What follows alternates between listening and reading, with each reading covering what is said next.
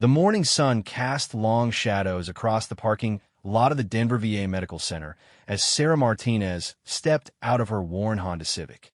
The 34-year-old woman moved with a subtle limp, a reminder of injuries sustained during her military service. Her dark hair was pulled back in a simple ponytail, and she wore civilian clothes that seemed too big for her frame. Despite her unremarkable appearance, there was something in her eyes that suggested depths most people never suspected. Sarah had been coming to the VA hospital for physical therapy sessions twice a week for the past 6 months. The sessions were part of her ongoing treatment for injuries sustained during her final deployment overseas. Today felt different, though. She had received a call the night before about an incident that would require her to speak with security personnel. The previous evening, a group of young veterans had been drinking at a local bar near the base. They were loud, boastful, and sharing war stories that grew more elaborate with each round of drinks. When Sarah quietly mentioned her own military background, one of the men had laughed dismissively. "You? A combat vétéran? What did you do? Push papers in an air-conditioned office," he had sneered. The conversation quickly escalated when Sarah mentioned her actual unit and deployment history. The veterans became increasingly hostile, accusing her of stolen valor, the serious crime of falsely claiming military service or honors. The situation had gotten so heated that the bar owner called the police. When officers arrived, the drunk veterans were adamant that Sarah was lying about her service record. They pointed to her small stature, her quiet demeanor, and what they called her obvious lies about serving in special operations. Now, as Sarah walked toward the hospital entrance, she reflected on how often she had faced similar skepticism.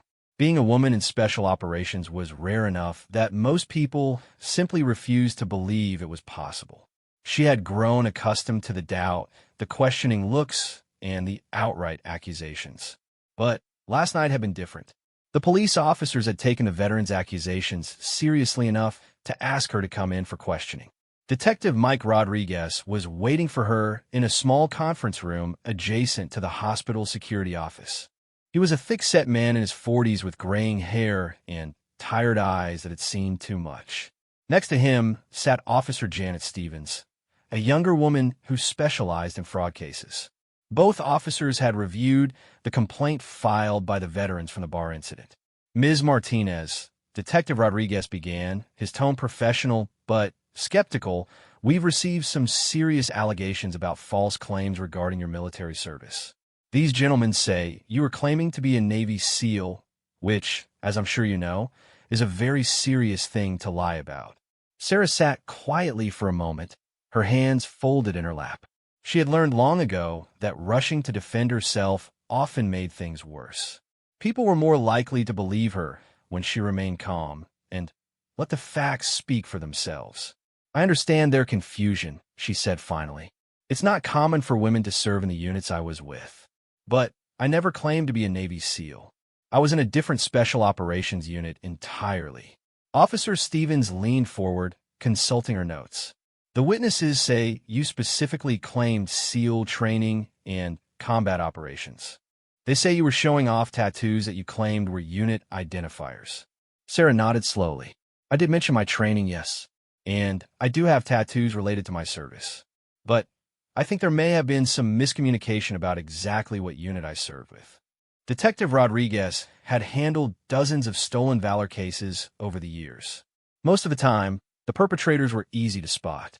They would make grandiose claims, use incorrect terminology, or tell stories that didn't add up. Sarah Martinez didn't fit that pattern, but the evidence against her seemed strong. 3 veterans had independently confirmed her claims, and none of them believed her story. "Ma'am, I'm going to need to see some documentation of your service," Rodriguez said. "DD 214, unit assignments, anything you can provide to substantiate these claims." Sarah reached into her bag and pulled out a manila folder. She had learned to carry copies of her service records wherever she went, knowing that situations like this could arise at any time.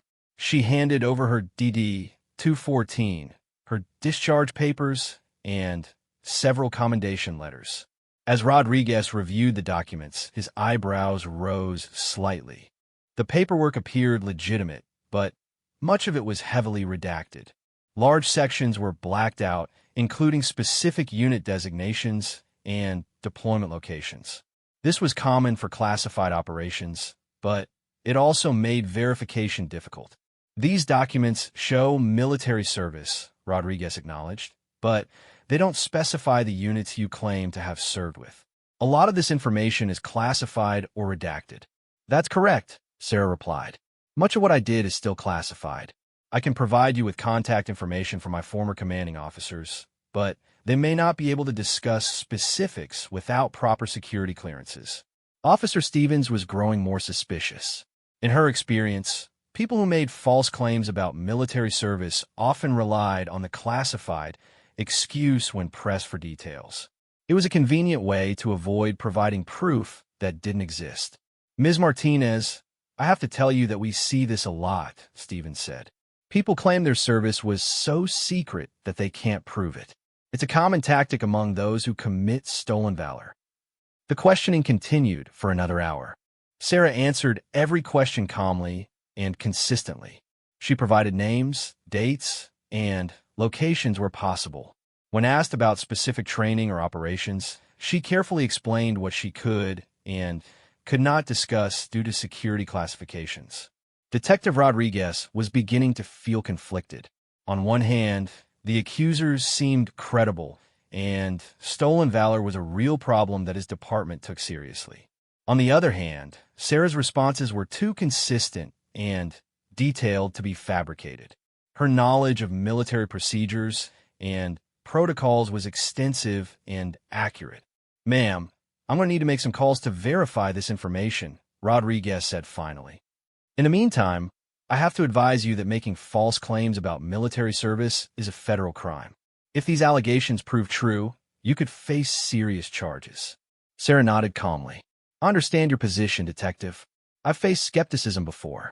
I'm confident that when you complete your investigation, you'll find that my service record is accurate and honest. As the meeting concluded, Rodriguez found himself in an unusual position. Most stolen valor cases were straightforward. This one felt different. Sarah Martinez didn't behave like someone who was lying, but the accusations against her were serious and came from multiple sources.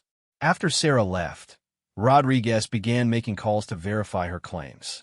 Military personnel records are notoriously difficult to access, especially for special operations units. Most of his contacts at various military offices were unable to provide specific information without going through lengthy official channels. The investigation stretched on for several days. Rodriguez contacted the Naval Special Warfare Command, Army Special Operations Command, and several other military offices. Each call resulted in the same response. They could confirm that Sarah Martinez had served in the military, but specific unit assignments and operational details were classified and could not be discussed. Meanwhile, Sarah continued her normal routine. She attended her VA appointments, worked her part-time job at a local veterans organization, and tried to ignore the whispers and stares from other veterans who had heard about the investigation. Word travels fast in the military community, and accusations of stolen valor carry serious social consequences. The case took an unexpected turn when Detective Rodriguez received a call from Rear Admiral Patricia Hartwell, the Deputy Commander of Naval Special Warfare. The Admiral had heard about the investigation through military channels and was calling to personally address the matter. Detective Rodriguez, I understand you're investigating allegations against former Petty Officer Martinez, Admiral Hartwell said. Her voice carried the unmistakable authority of someone accustomed to being obeyed without question. Yes, ma'am, Rodriguez replied, suddenly feeling like he was back in his own military days. We've had some difficulty verifying her claims due to classification issues. I see. Can you tell me specifically what claims are being disputed? Rodriguez consulted his notes. The accusers say she claimed to be a Navy SEAL and to have served in combat operations. They say she was showing tattoos that she claimed were unit identifiers. There was a long pause on the other end of the line. When Admiral Hartwell spoke again, her tone was carefully controlled. Detective, I'm going to need you to describe these tattoos to me in detail. Rodriguez looked through his case file. Officer Stevens had taken photographs of several tattoos on Sarah's arms and shoulders during the initial interview. He described them carefully. A trident surrounded by unusual symbols, coordinates that appeared to reference specific geographical locations, and what appeared to be unit insignia that none of the local military personnel could identify. Another long pause. Then, Admiral Hartwell said something that changed everything. "Detective, those tattoos are legitimate. In fact, they identify Ms. Martinez as someone who was part of a very specific and very classified program. I'm going to need to ask you to suspend this investigation immediately while I arrange for proper verification." Rodriguez felt his understanding of the case shift completely. "Ma'am, are you saying that her claims are accurate?" "I'm saying that this matter is now above your pay grade, Detective. Ms. Martinez served with distinction in operations that most people will never know existed. The tattoos you described are not something that could be faked or copied. They represent service in one of the most elite and secretive units in the entire military." The call ended with Admiral Hartwell promising to send official documentation within 24 hours. Rodriguez sat in his office, staring at the case file and wondering how he had completely misread the situation. The next day, a package arrived by military courier. Inside were heavily redacted, but official documents confirming that Sarah Martinez had indeed served in naval special warfare, though not in the traditional SEAL teams. She had been part of a classified program that integrated personnel from various special operations backgrounds for specific types of missions. The documents also included a letter from Admiral Hartwell explaining that women had been serving in classified special operations roles for longer than most people realized. These programs were so secret that even other military personnel were often unaware of their existence. Detective Rodriguez called Sarah to inform her that all charges were being dropped and that the investigation was closed. He also offered an official apology from the police department for the inconvenience and skepticism she had faced. "Ms. Martinez, I owe you an apology," Rodriguez said when Sarah arrived at the police station. "It appears that your service record is not only accurate, but represents a level of commitment and sacrifice that few people could understand." Sarah accepted the apology gracefully. "I don't blame you for being skeptical, Detective. Even within the military, most people don't know about the programs I was involved with. The secrecy is necessary for national security, but it does create situations like this." As news of the investigation's conclusion spread through the veterans community, reactions were mixed. Some people were embarrassed by their quick judgment and offered apologies. Others remained skeptical, unable to accept that a quiet, unassuming woman could have served in such an elite capacity. For Sarah, the incident was both vindicating and exhausting. She had proven her service record once again, but the process had dredged up memories and experiences she preferred to keep private. The attention made her uncomfortable, as it always did. The three veterans who had initially accused her never offered a direct apology, but they did spread the word that their accusations had been unfounded. The bar incident became a cautionary tale within the local veterans community about the dangers of making assumptions based on appearances. Detective Rodriguez found himself reflecting on his own biases and assumptions. He had been quick to believe the accusers partly because their version of events fit his preconceived notions about what a special operations veteran should look like and act like. Sarah Martinez had challenged those assumptions in ways that made him uncomfortable. The case also highlighted the broader challenges faced by women veterans, particularly those who had served in combat roles or special operations. Their service was often questioned or dismissed, forcing them to repeatedly prove their credentials in ways that male veterans rarely experienced. As the immediate controversy died down, Sarah returned to her quiet routine. She continued her therapy sessions, worked with other veterans through the Veterans Organization, and tried to maintain the low profile she preferred. But word of her story began to spread beyond the local community. Military blogs and veterans forums picked up the story, often focusing on the dramatic moment when Admiral Hartwell confirmed the legitimacy of Sarah's tattoos. The incident became a talking point about hidden histories within the military and the assumptions people make about service members. For Sarah, the attention was unwelcome, but not entirely negative. She began receiving messages from other women veterans who had faced similar challenges. Many had been accused of exaggerating or fabricating their service records simply because their experiences didn't match traditional expectations. The incident also drew attention to the broader issue of women in special operations. While the military had officially opened combat roles to women in recent years, classified programs had been utilizing women in dangerous operations for much longer than most people realized. Admiral Hartwell's intervention had not only vindicated Sarah, but had also provided a rare glimpse into the hidden world of classified military operations. The Admiral's willingness to step forward and confirm Sarah's service record sent a clear message that the military would protect its personnel even when their service could not be publicly acknowledged. As winter approached Denver, Sarah found herself in an unexpected position. The quiet veteran who had simply wanted to attend her therapy sessions in peace had become an inadvertent symbol of hidden service and unrecognized sacrifice. She handled the attention with the same quiet dignity that had characterized her response to the initial accusations. The police investigation that had started with accusations of stolen valor had ended with a powerful confirmation of legitimate and extraordinary service. It was a reminder that heroism often wears an unremarkable face, and that the most significant contributions to national security are frequently those that can never be publicly acknowledged. Detective Rodriguez kept Admiral Hartwell's letter in his case file as a reminder of the importance of thorough investigation and the dangers of quick judgment. The case had taught him valuable lessons about assumptions, biases, and the complex realities of military service in the modern era. The story of Sarah Martinez would continue to resonate within military and law enforcement communities, serving as both a cautionary tale and an inspiration.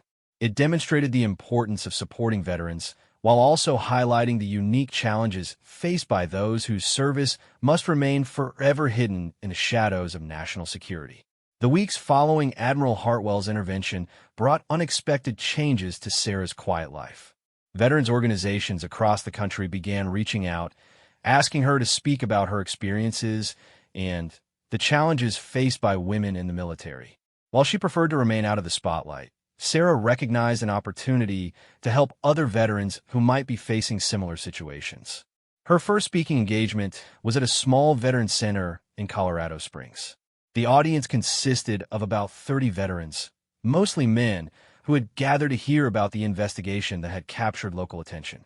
Sarah stood at the front of the room, feeling the weight of their expectations and skepticism. "I never wanted to be here talking about this," she began, her voice steady despite her nervousness. "I spent my entire military career trying to blend in, to do my job without drawing attention. But recent events have made me realize that sometimes staying silent does more harm than good." The audience listened intently as Sarah carefully shared what she could about her military experience. She spoke about the challenges of serving in units where women were rare, the pressure to constantly prove herself, and the difficulty of transitioning back to civilian life when much of her service could never be publicly acknowledged. "The hardest part isn't the skepticism," she explained. "It's the isolation. When you can't talk about what you did, where you went, or who you served with, it becomes very difficult to connect with other veterans. Your experiences feel separate from everyone else's." After her presentation, several veterans approached her privately. A surprising number were women who had served in various military roles and faced their own challenges with recognition and respect. But there were also men who admitted they had made assumptions about women's capabilities in combat situations. One older veteran, a Vietnam War survivor named Tom, pulled Sarah aside after most of the crowd had dispersed. "I owe you an apology," he said quietly. "I was one of those guys who didn't think women belonged in combat. But hearing your story and knowing that Admiral confirmed it, it's changed my thinking." Sarah appreciated his honesty. "The military is evolving, Tom. Women have been serving in dangerous roles longer than most people realize. The only difference now is that some of those roles are becoming more visible.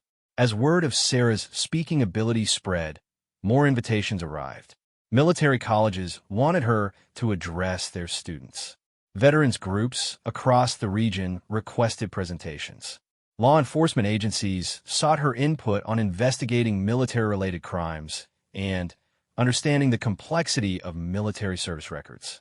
Detective Rodriguez became an unexpected ally in these efforts. His experience with the investigation and his willingness to admit his initial mistakes made him a valuable voice in training other law enforcement officers. Together, they developed presentations about proper verification procedures and the importance of avoiding assumptions when dealing with military veterans. The Sarah Martinez case taught me that my preconceived notions about military service were dangerously narrow, Rodriguez would tell audiences of police officers. I nearly prosecuted a legitimate war hero because she didn't look like what I expected a special operations veteran to look like. Their partnership highlighted an important issue within law enforcement communities. Many officers had limited understanding of the diversity within military special operations units, particularly regarding classified programs and the roles women had played in them. Admiral Hartwell's office began receiving inquiries from other law enforcement agencies about similar cases. It became clear that Sarah's situation was not isolated. Women veterans across the country were facing skepticism and accusations simply because their service records didn't match traditional expectations.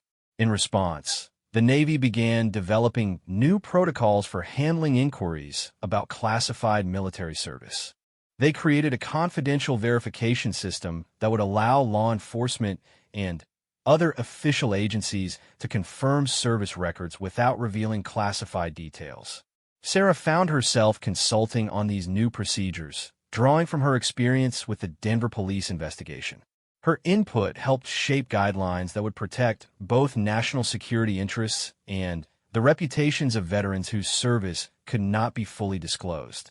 The process of developing these new protocols brought Sarah into contact with other veterans from similar classified programs. For the first time in years, she was able to speak openly with people who understood her experiences. The conversations were therapeutic in ways she hadn't anticipated. I had forgotten what it felt like to talk to someone who understood, she told Maria Santos, a former Army Special Operations veteran who had faced similar challenges. For so long, I felt like I was carrying these experiences alone. Maria nodded in understanding. The isolation is the worst part. You can't explain to civilian friends why certain sounds or situations affect you. You can't share the pride you feel about accomplishments that must remain secret. It creates a kind of emotional exile. Their conversations revealed the broader impact of classified military service on mental health and social adjustment. Many veterans from these programs struggled with identity issues, unable to fully integrate their most significant life experiences into their civilian identities. Sarah began working with VA counselors to develop better support systems for veterans from classified programs. Her insights helped mental health professionals understand the unique challenges faced by these service members during their transition to civilian life. The work was personally rewarding but emotionally demanding. Each conversation with struggling veterans brought back memories of her own difficult transition. She began seeing a therapist herself, finally addressing trauma and adjustment issues she had been avoiding for years. Dr. Jennifer Walsh, a psychologist specializing in military trauma, became Sarah's therapist and later a collaborator in her advocacy work. Sarah's case represents thousands of veterans whose most meaningful experiences remain hidden. Dr. Walsh explained, the psychological impact of this enforced silence can be severe. Together, they began researching the long-term effects of classification restrictions on veteran mental health. Their work caught the attention of military medical communities and led to new approaches for supporting veterans from classified programs. Meanwhile, the three veterans who had originally accused Sarah of stolen valor were dealing with their own consequences. The military veterans community can be unforgiving toward those who make false accusations against fellow service members. They faced criticism and social isolation from their peers. Marcus Thompson, one of the original accusers, eventually reached out to Sarah directly. "I know this is awkward," he said during an uncomfortable phone call, "but I wanted to apologize personally. We were drunk, and we made assumptions we had no right to make." Sarah accepted his apology, but used the opportunity to educate. "Marcus, the problem isn't just that you were wrong about me specifically. The problem is the assumption that women can't serve in certain roles. That attitude affects every woman in the military." The conversation led to Marcus becoming an advocate himself, speaking to veteran groups about the importance of recognizing diverse service experiences. His willingness to publicly admit his mistakes and change his views became part of Sarah's story. The local bar where the original incident occurred also took steps to address the situation. The owner, Mike Patterson, implemented training for his staff about recognizing and handling disputes between veterans.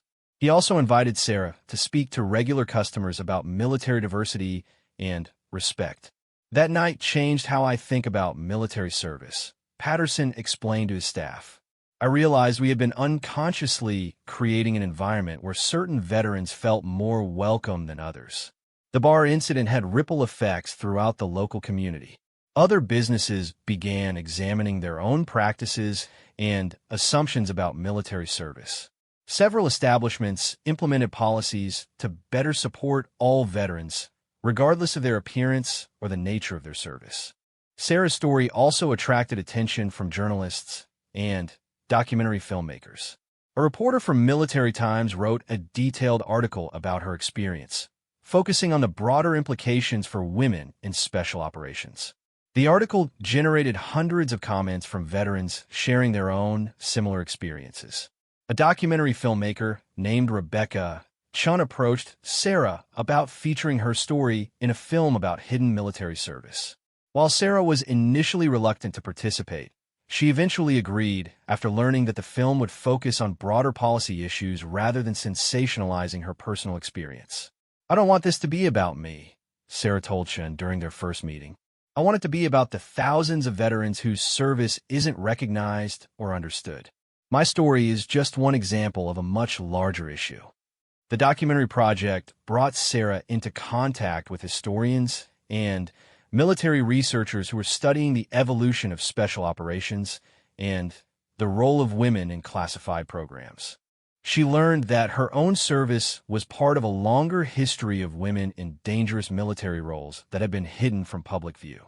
Professor Elizabeth Morgan from the Naval War College had been researching women in special operations for over a decade. Sarah's case provides a perfect example of how official secrecy creates unofficial discrimination, Professor Morgan explained. When service records are classified, society defaults to assumptions that often exclude women's contributions. Sarah began collaborating with Professor Morgan on research projects that would eventually lead to policy changes within military. Their work documented the experiences of dozens of women veterans from classified programs and identified patterns of discrimination and misunderstanding. The research revealed that the challenges Sarah faced were systematic rather than isolated incidents. Women veterans from classified programs consistently reported difficulties with VA benefits, employment discrimination, and social isolation within veterans communities. Armed with this data, Sarah and her collaborators began advocating for specific policy changes. They pushed for better training within the VA system, new protocols for handling classified service records, and improved support systems for veterans from special operations backgrounds. Their efforts gained support from unexpected quarters. Admiral Hartwell became a vocal advocate for their recommendations, using her position to push for changes within military and veterans affairs bureaucracies. The military has an obligation to protect and support all its veterans, Admiral Hartwell stated during a congressional hearing on Veterans Affairs. "We cannot allow classification requirements to create second-class treatment for those who served in our most sensitive operations." The congressional hearing marked a turning point in Sarah's advocacy work.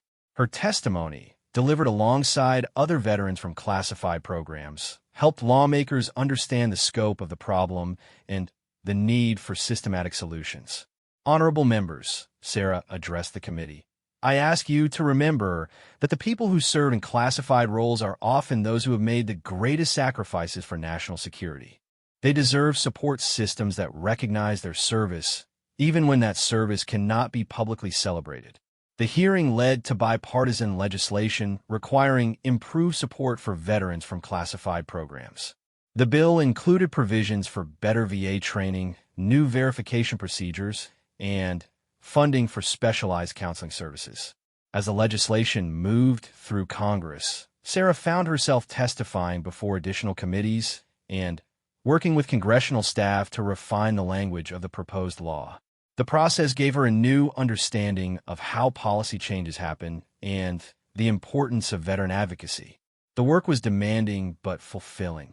For the first time since leaving the military, Sarah felt like she was part of something larger than herself. Her individual experience had become a catalyst for systematic change that would help countless other veterans. Detective Rodriguez continued to be an ally in these efforts, testifying about the need for better law enforcement training regarding military service verification. His perspective as someone who had initially gotten the situation wrong, but learned from the experience carried particular weight with police departments. The Sarah Martinez case should never have gone as far as it did. Rodriguez testified before a police chiefs conference. Better training and procedures could have prevented the entire situation while still allowing us to investigate legitimate stolen valor claims. As the first year since the bar incident drew to a close, Sarah reflected on how dramatically her life had changed.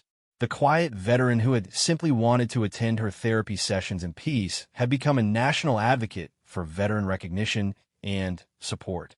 The transformation wasn't entirely comfortable, but Sarah had come to accept the responsibility that came with her unique position. Her story had opened doors for other veterans and created opportunities for positive change within military and veteran communities. The congressional legislation championed by Sarah and her allies passed with overwhelming bipartisan support, officially titled the Classified Service Recognition and Support Act. President Johnson signed it into law during a ceremony at the White House, with Sarah standing among the veterans who had fought for its passage.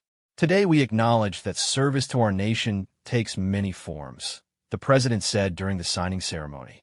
Some of our bravest men and women serve in shadows, their contributions hidden from public view, but no less important to our national security. This legislation ensures they receive the recognition and support they have earned. Sarah found herself shaking the president's hand and posing for photographs that would appear in military publications worldwide. The moment felt surreal for someone who had spent years trying to remain invisible. Following the ceremony, implementation of the new law began immediately. The Department of Veterans Affairs launched comprehensive training programs for its staff, focusing on the unique needs of veterans from classified programs. Sarah served as a consultant in developing these training materials. The VA training sessions revealed how widespread the problem had become. Staff members shared stories of veterans who had been denied benefits or treated with suspicion because their service records appeared incomplete or heavily redacted. Many VA employees had unknowingly perpetuated discrimination against the veterans they were supposed to serve. I had no idea, admitted Janet Rodriguez, a VA benefits counselor during one training session. I thought incomplete records meant someone was trying to hide something negative about their service. I never considered that classification might be the reason. Sarah worked with VA personnel to develop new protocols that would recognize the legitimacy of classified service while protecting sensitive information.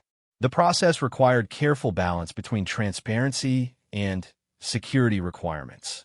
Meanwhile, the documentary about hidden military service had been completed and was premiering at military film festivals across the country. Rebecca Chen's film, titled Shadows of Service, featured Sarah's story alongside those of a dozen other veterans from classified programs. The documentary had a powerful impact on military communities.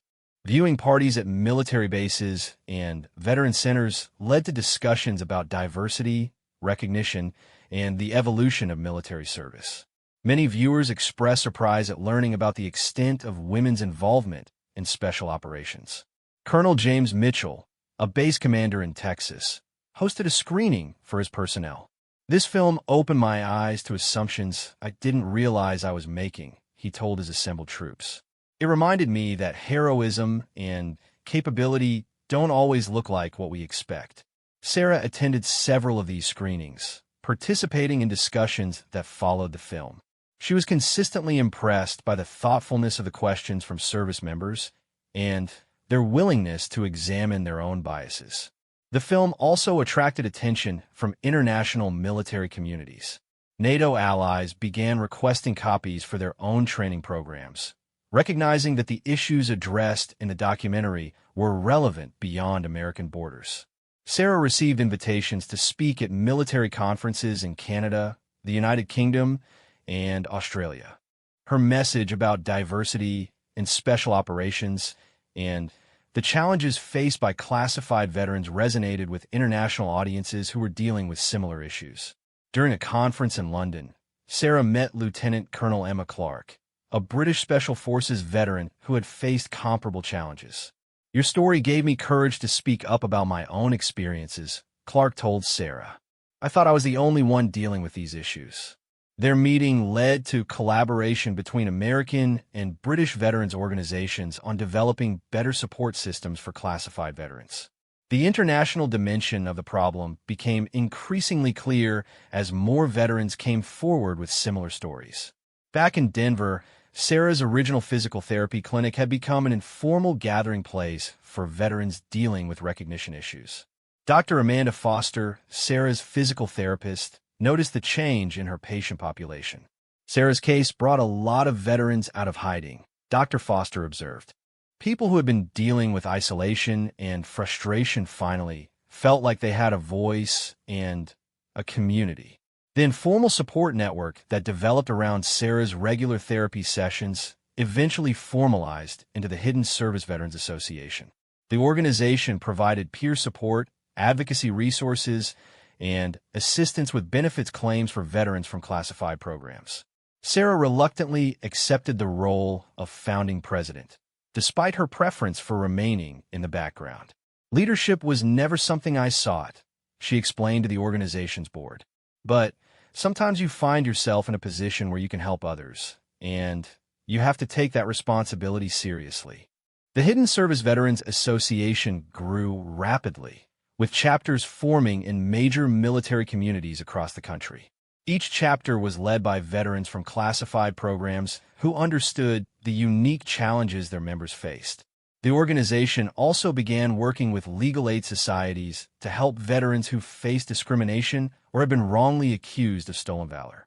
Sarah's experience with Detective Rodriguez had shown that good faith mistakes could have serious consequences for veterans' reputations and livelihoods.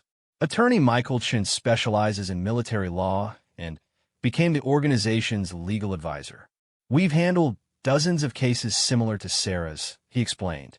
"Usually, the accusations stem from misunderstanding rather than malice, but the impact on the accused veteran can be devastating." The legal work led to additional policy recommendations and training programs for law enforcement agencies. Sarah found herself working with police departments across the country, helping them develop better procedures for investigating military service claims. Detective Rodriguez had become a sought-after speaker on these topics, often appearing alongside Sarah at police training conferences.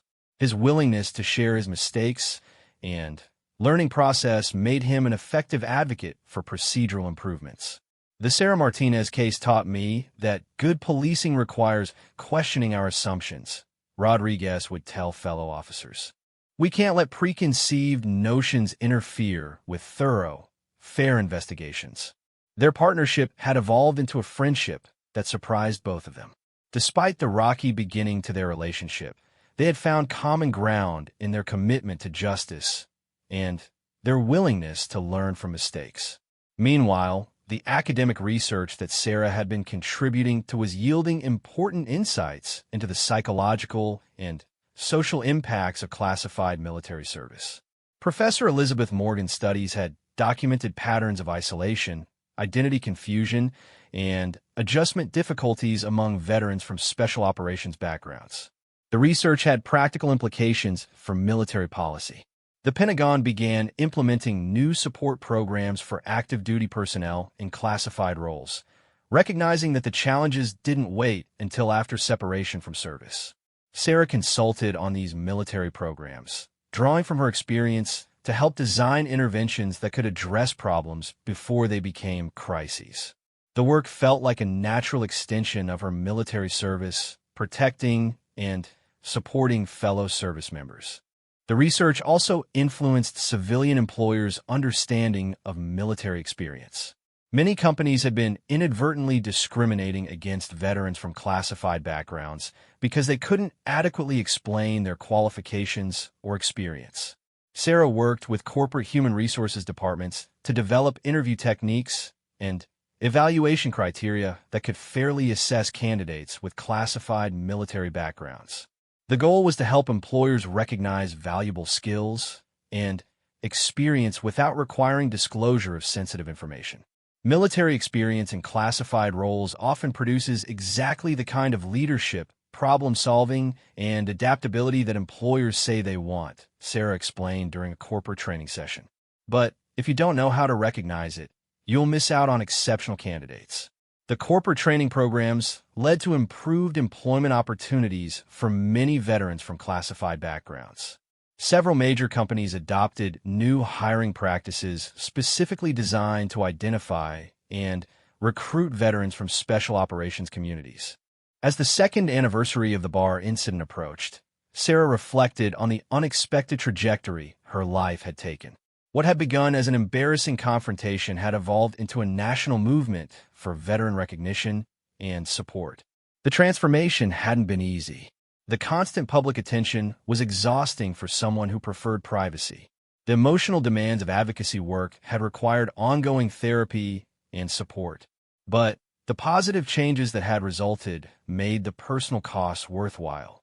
Sarah's story had inspired other veterans to share their own experiences and advocate for change. The Hidden Service Veterans Association now had thousands of members nationwide. Legislative improvements were helping veterans access benefits and services they had been denied. Training programs were changing attitudes and practices across multiple institutions. Dr. Walsh, Sarah's therapist, had observed the healing power of advocacy work in her patient's life.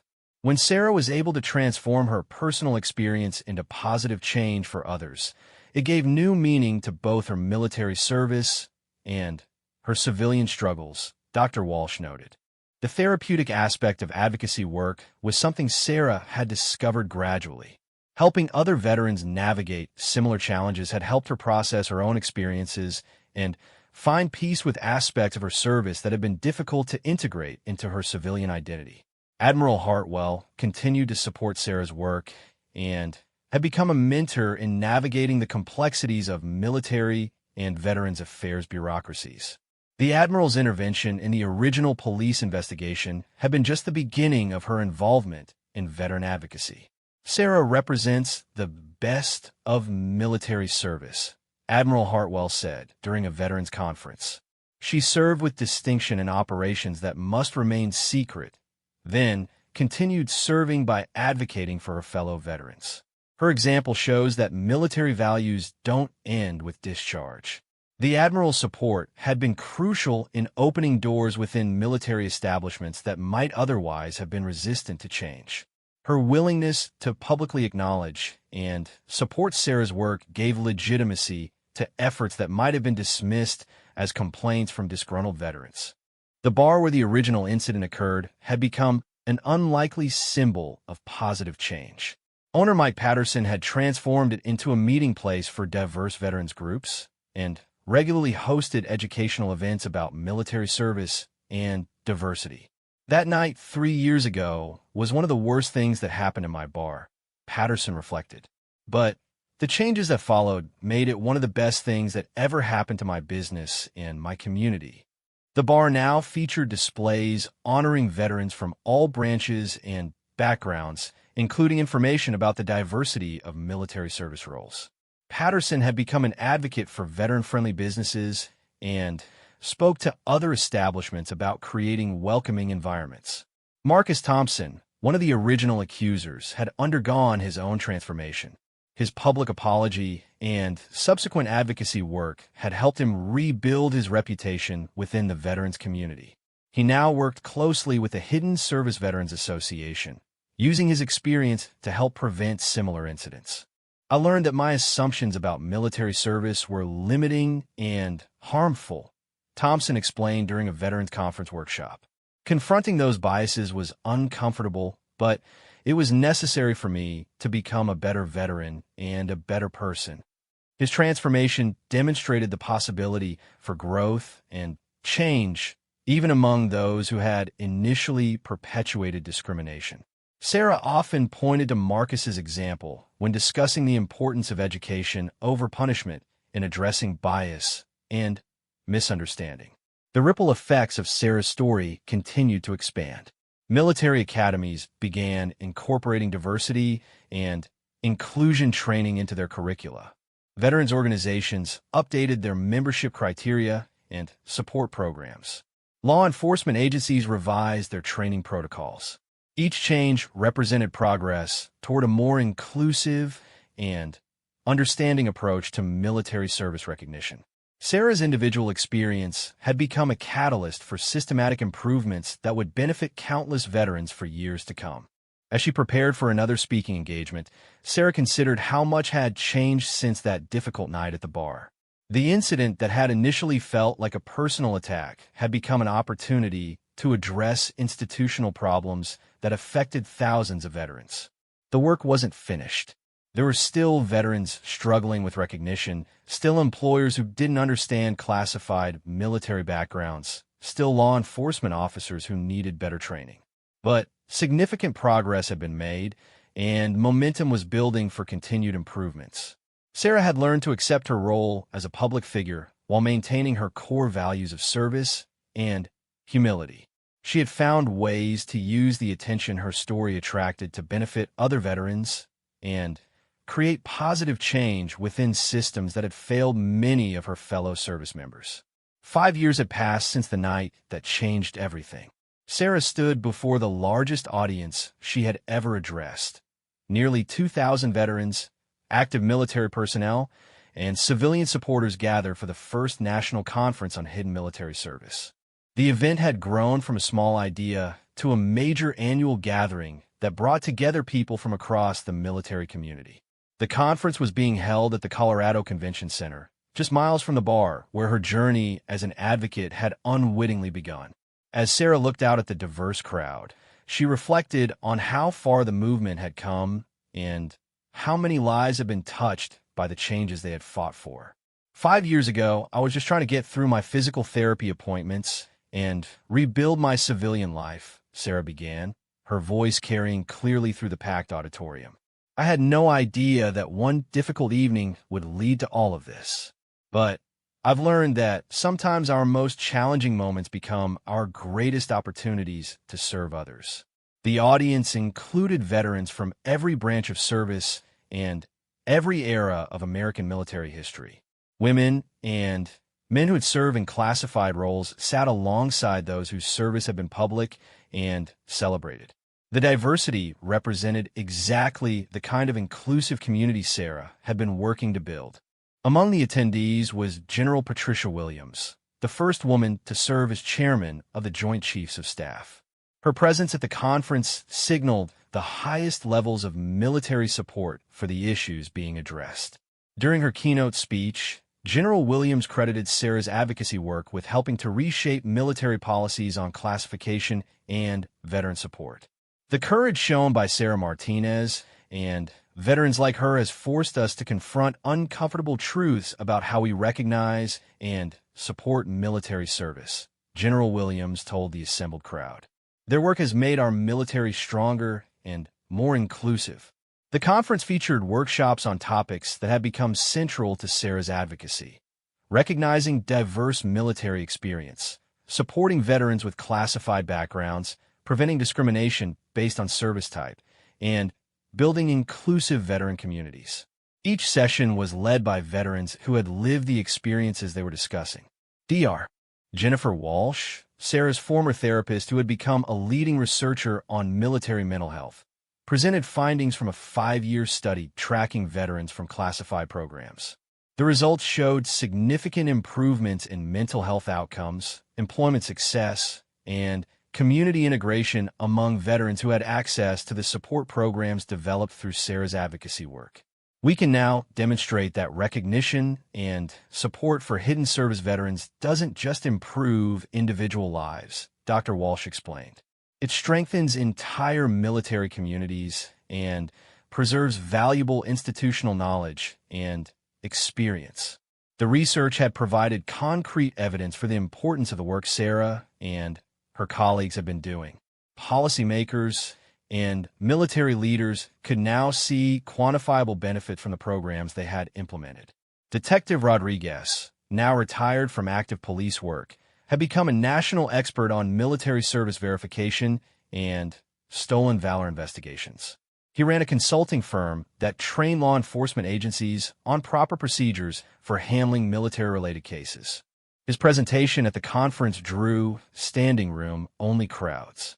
The Sarah Martinez case was a turning point for law enforcement, Rodriguez told the audience.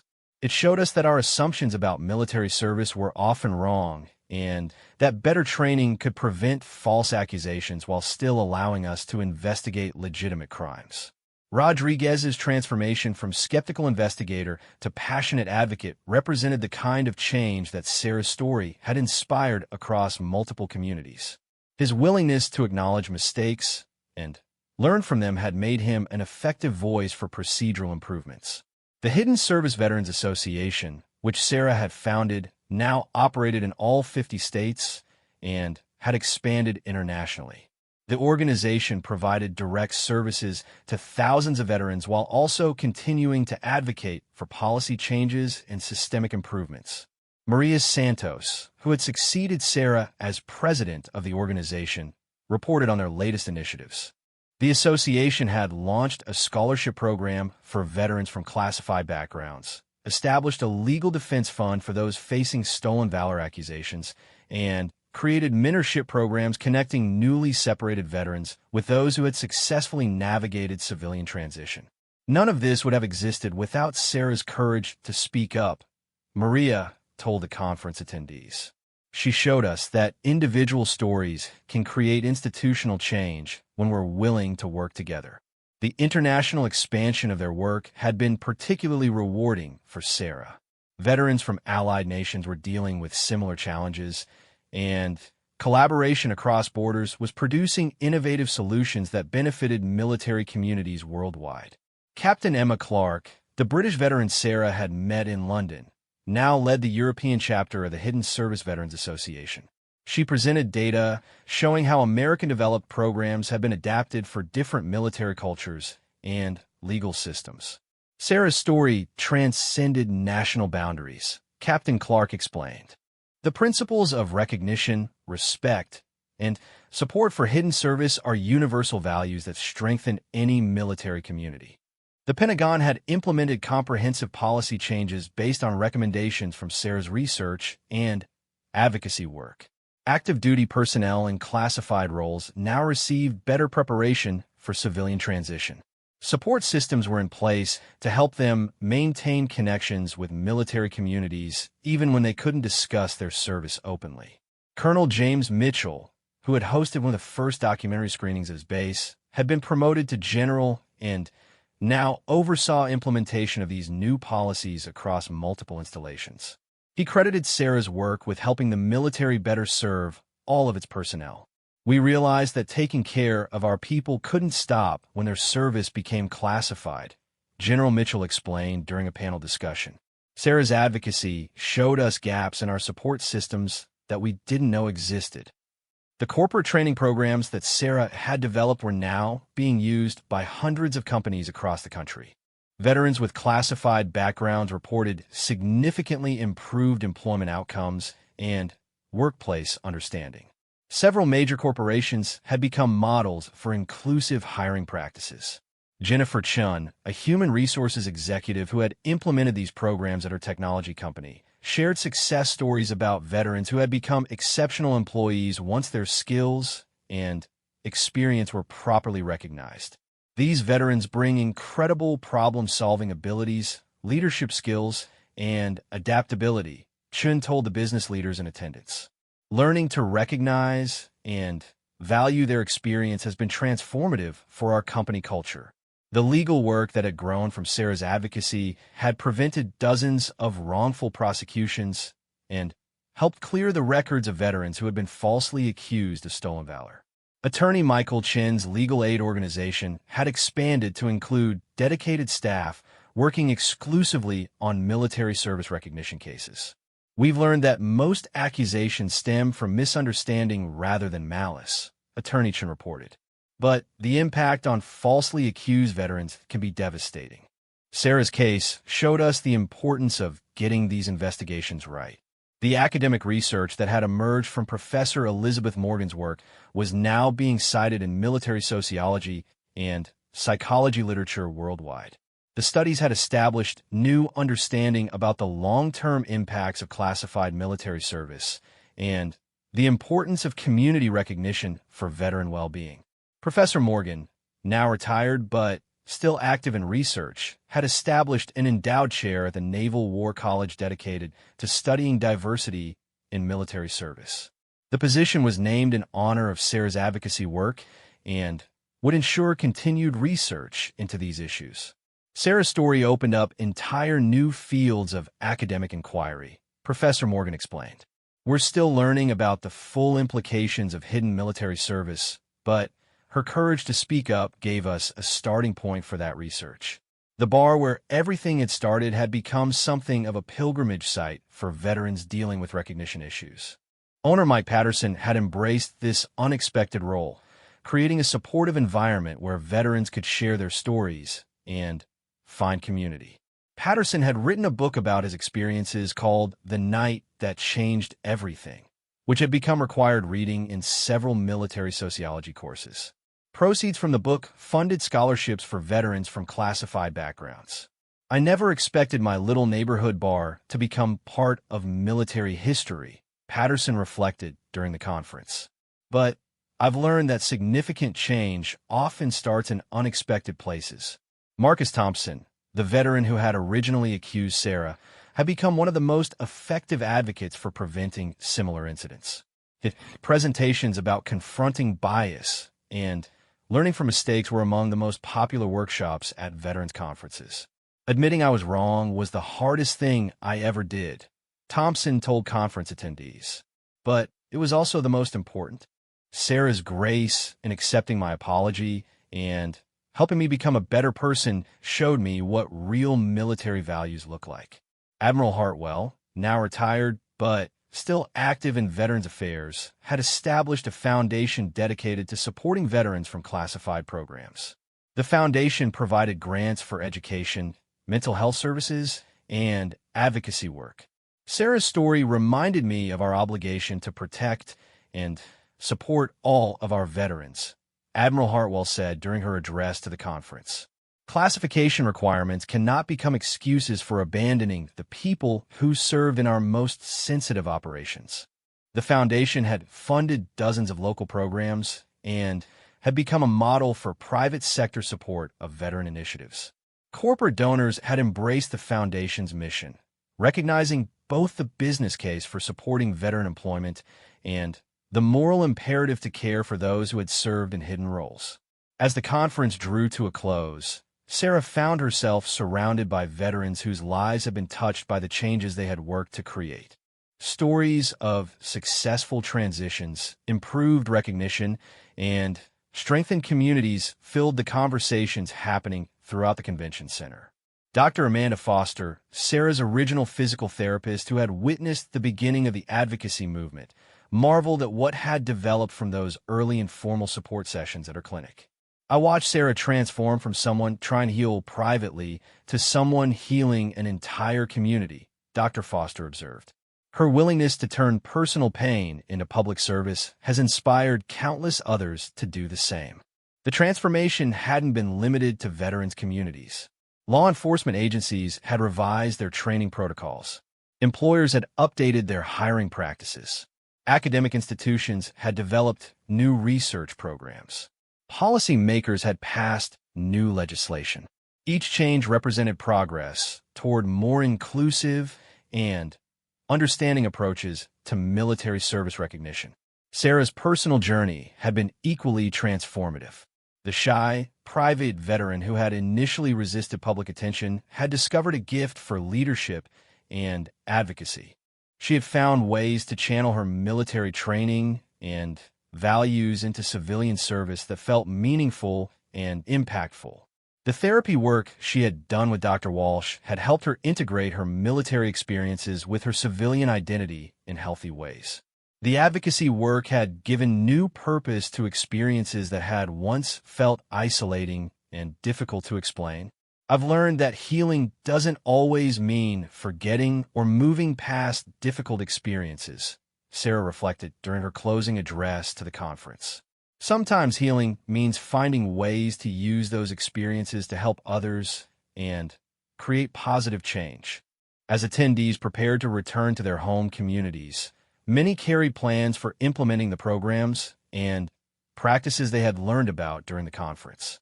The ripple effects would continue to spread, touching veteran communities across the country and around the world. The documentary Shadows of Service had been updated with footage from the conference and would be distributed to military installations worldwide. Rebecca Chin's follow-up film was in production, focusing on the policy changes and community transformations that had resulted from veteran advocacy work. Sarah's story had become more than just an individual experience of overcoming discrimination. It had become a symbol of how personal courage can create systematic change and how individual voices can grow into movements that transform entire communities. The conference ended with a commitment ceremony where attendees pledged to continue the work of building inclusive, supportive veteran communities in their own organizations and geographic areas. Sarah was moved by the enthusiasm and dedication she saw in the faces around her. As she left the convention center that evening, Sarah passed the Denver VA Medical Center where her journey as an advocate had begun with those simple therapy appointments. The building looked the same, but she knew that the services and attitudes inside had been transformed by the work they had accomplished. The small Honda Civic she had driven to that first police interview had been replaced by a hybrid vehicle more suited to her extensive travel schedule. But she still parked in the same section of the VA parking lot, a reminder of where everything had started. Looking back on 5 years of unexpected advocacy work, Sarah felt proud of what had been accomplished, but recognized that the work would continue. New veterans would face recognition challenges. New policies would need to be developed. New communities would need to be educated. But now there were systems in place to address these challenges, networks of support for effective veterans, and growing awareness about the diversity of military service. The foundation had been built for continued progress. Sarah's transformation from anonymous veteran to national advocate had been complete, but her core values remained unchanged. Service, humility, and dedication to fellow veterans continued to guide her work. The military training that had shaped her character had found new expression in civilian leadership. As she drove home through the familiar streets of Denver, Sarah reflected on the unexpected turns life could take. A single difficult evening had become the catalyst for changes that would benefit military communities for generations to come.